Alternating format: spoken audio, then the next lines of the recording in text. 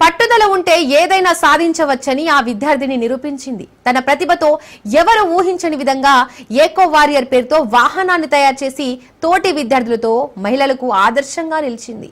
మణుగూరు పట్టణంలోని గాంధీ బొమ్మ సెంటర్ కు చెందిన అడపా ప్రవీణ్ ప్రీతి దంపతుల కుమార్తె స్ఫూర్తి ప్రభుత్వ ఏటీసీలో ఎంఏవి కోర్సు చేస్తోంది. స్ఫూర్తి ఆమె తండ్రి మెకానిక్, సోదరుడు ఎలక్ట్రీషియన్ గా పనిచేస్తున్నారు. చిన్నతనం నుండే ఎలక్ట్రిక్ మెకానిజం పై అవగాహన పెంచుకుంది స్ఫూర్తి.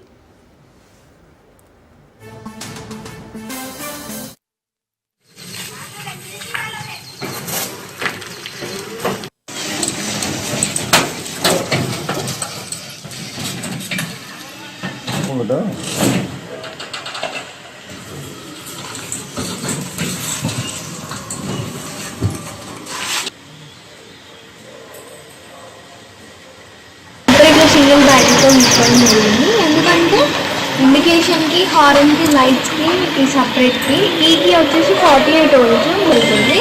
కానీ ఫైనాన్షియల్ ప్రాబ్లం వల్ల మేము అది వేయలేకపోయాము. అదే 32,000 అయింది. మేము మొత్తం 40,000కి మేము చేసేసాము.